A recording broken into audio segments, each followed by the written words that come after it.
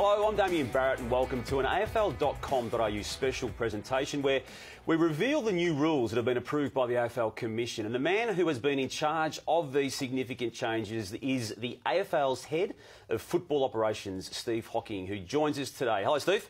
Hi, Damien. Now, let's get straight into it. There's going to be 8 new rules or changes in interpretations. Yes. Where do you want to start? Let's start with the traditional centre bounce setup. Yep. Yeah.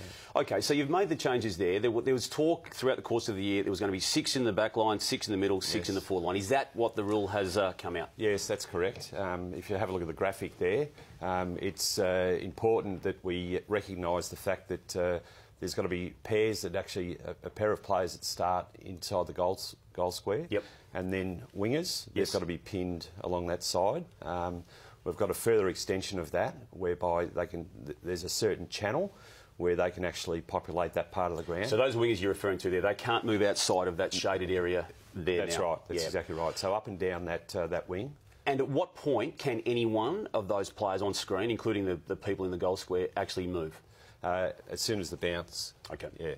Yep. Now, if they're in the wrong spot, infringements will be applied. Just a free kick, straight in the centre square. Yep. As it currently is, if you pop a toe over the line, it's a free kick in there. Yep. So it's the same. The strategy around all this is going to be the fascinating outtake of it. The wingers, as we can see there, they've got a bit of, I suppose, leverage there. Do you expect some teams to be sending those 2 wingers back to the defensive posts if need be? Oh, look, potentially, but I think the exciting part of that is the strategy that may be applied to that. So there's real risk and reward related to that. So if they do choose to do that, then you're running the risk of potentially that becoming an attacking zone. Yep. And just to clarify that, 6 players from each side in those zones, as we just identified, and they can move the moment the ball's That's bounced. right, as soon as it's bounced. Yep. OK, the next one, the kick in after a behind. I think this one is going to generate a lot of news. Where will you be taking this one? So the kick in after a behind, the player currently is 5 metres on the mark. Yes. And from there, what will happen is we'll extend that out to 10 metres now. OK. And within that 10-metre zone, can there be other players? No, there can't be. Okay. So there's a protected zone that'll operate, which currently operates right over the entire ground currently. Yeah. If the player with the ball in the goal square chooses to have a teammate to his left or right, is that allowed? And then can an opponent be on that person? Yes, well, the extension of this change to this kick-in rule is that as soon as a point is signalled by the goal umpire, the player can actually step outside the square and take the game on. So there's no longer the need to touch the ball onto your boot and then leave the goal square. They can actually just advance out of the goal square. That's an extremely significant change. It is, yeah. Historically significant change. It is, yeah. We're very excited about what this may deliver to the game.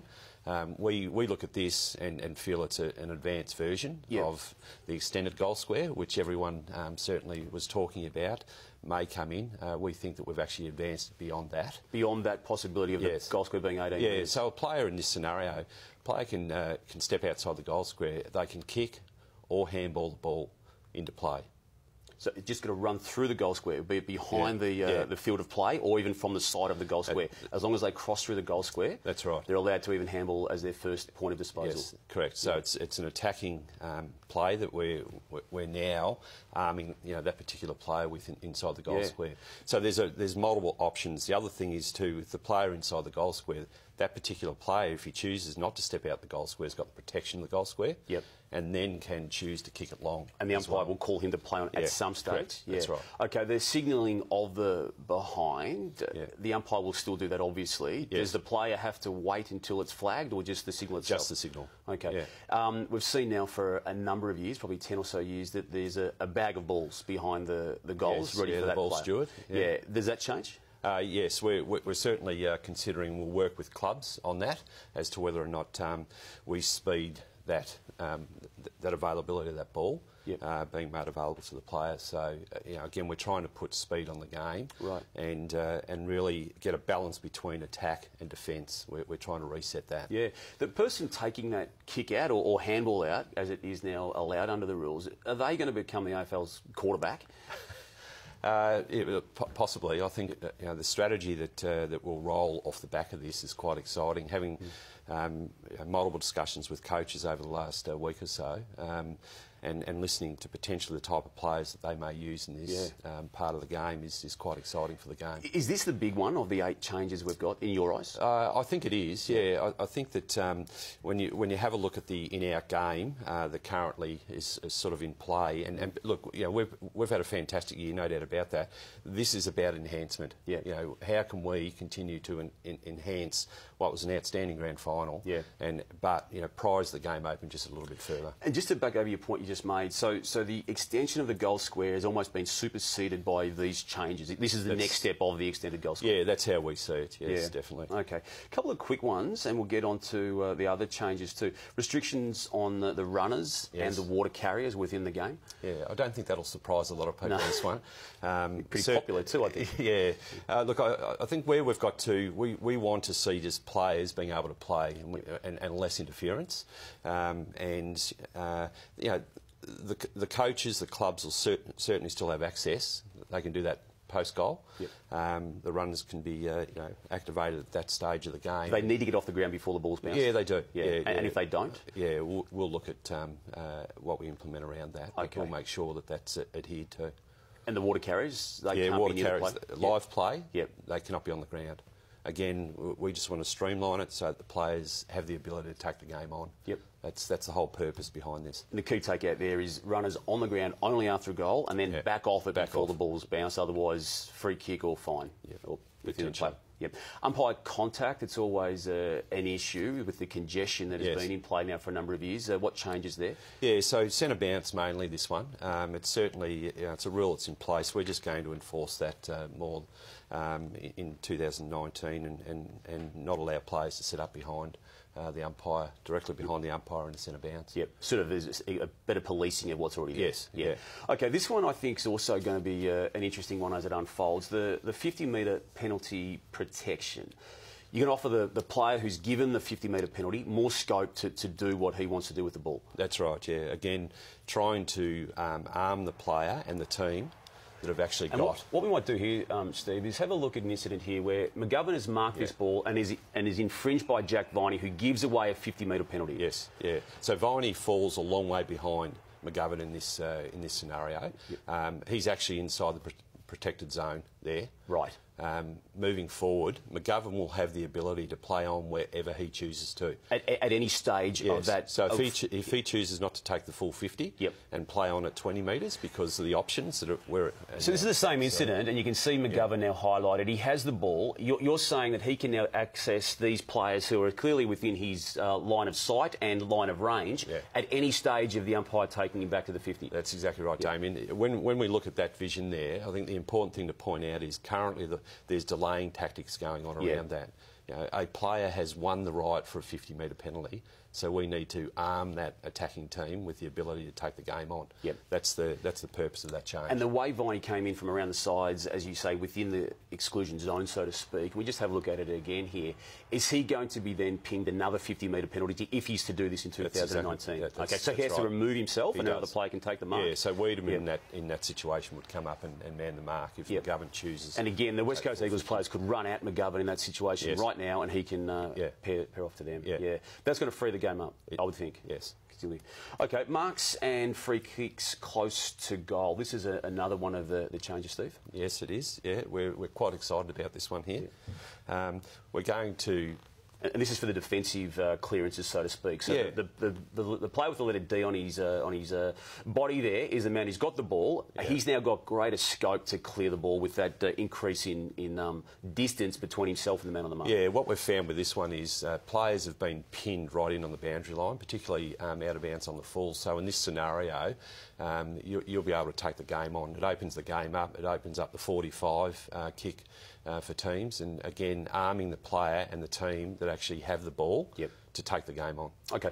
The other part under this headline, marks and free kicks close to goal, is a live example we can show you now that happened in the finals this year. Jack Gunston took a mark on the quarter-time siren, and traditionally speaking, Jack Gunston would normally kick that ball across the body if he wasn't impeded by the siren. Now, the siren, under the old rules, means he has to go at that mark in a direct line. Yeah.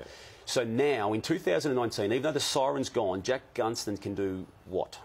he can now park himself on that dot there. Yep. On the left-hand side, and he can actually kick around the corner and snap it, as long as he's snapping over the player on the mark. On the mark. In line with the goal. So he can come at that from a sideways direction, provided he doesn't cross that second dot where the arrow is now pointing. Yeah. He's allowed to kick that ball across his body. Yeah. And again, the reasons behind all this, is this one of the modern rules? This is the modern player. Yeah. They're doing this all the time. And it clears up the debate around Buddy Franklin running in the arc after the siren. Yes. OK, another one which will require some good policing. The hands in the back in marking contests. There's been a crackdown on it. You're loosening this one up ever so slowly? We are. Yeah, we're going to allow the players to protect the drop zone. OK, so in 2018, we can see here, Paddy Dangerfield takes a mark where he does use hands in the back of Hibberd. He was free kick there, Dangerfield. The free kick went to Hibberd. In 2019, that is a mark. Yes. Yep. And the reasoning behind that? Well, and we'll just have a look at another example as you talk too. Cripps takes a mark here over Langdon. Again, in 2018, he was free kicked. Langdon got the free. Yeah. So as a forward, he should be able to protect his space. Right. He's protecting the drop zone of the ball, and we think that is a natural, instinctive way that a player needs to play. Okay. So provided the action of it's not two actions. Yeah. If he's just looking to protect his area and allow the ball to drop into there, play on. And will that create more one-on-ones into the 50, supposedly and hopefully for you? Well, that's part of the plan. Yeah, OK. Now, the other one too, last one, the grabbing the ball out of the ruck. It's been banned now for some time, and there's a couple of stark examples as to how this can really, I suppose, cause problems for a ruckman who's dominant. We'll just run a couple of vision bits here where Paddy Ryder took the ball out of this particular contest, is only basically touched by Nick Naitanui. Nick Naitanui gets the free kick. There's another one here where Jacobs takes the ball out. Stanley effectively just touches him. Jacobs is free kicked against. McAvoy here, because of this scenario. Yeah, this is the mod. McAvoy felt the need to tap that, whereas he, would have normally taken the ball in his hand. So in 2019, ruckmen are allowed to take the ball out. They are. Yeah, we're looking at in that scenario there. The way it's worked is on a boundary throw-in currently in 2018. The prior opportunity for the ruckman is whilst the ball is being tossed back in to play. Yep. In 2019, that won't be the case. You'll be able to actually take it out, compete against your opponent, or if there isn't an opponent, actually just take possession of the ball and then distribute the ball.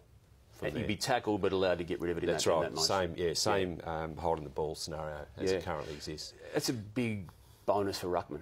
It is. We're looking to advance ruckman in the game. We want all types of players playing the game. This gives them their power back, doesn't it? Yeah, it does. We want talls, smalls, in-betweens. We want all types of players playing, and this is a huge advantage as far as the ruckman go. You may not want to talk specifically, but Richmond, obviously, with its use of Grigg as the second ruckman over the past 2 seasons, at times allowed the opposition ruckman just to take the ball or go for the ball himself. So what happens in that scenario? Yeah, look, I think across the competition, that's certainly, there's been the rise of that. In this one here, it is then incumbent on the team. If they've got a dominant ruckman, you're going to have to play a dominant ruckman, which is pretty exciting for the game. Yeah, it is. So of a snapshot of those 8 changes or interpretation changes, what's that mean for the game? It means free-flowing, fast play. We're really excited about that.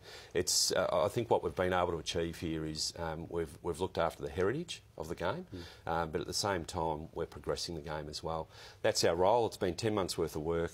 We've enjoyed it thoroughly. We've consulted broadly, right across the whole competition.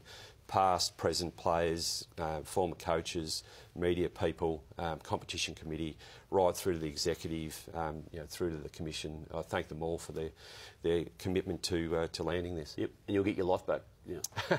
Yeah. So look, it's been really enjoyable, very thorough process, and very thankful to the team I've had available. Thanks for your time today, explaining what you're about to release with the changes for 2019. Thanks, Damien. And if you would like more information on those new rules and their interpretations, head to afl.com.au. Thanks for watching. Goodbye.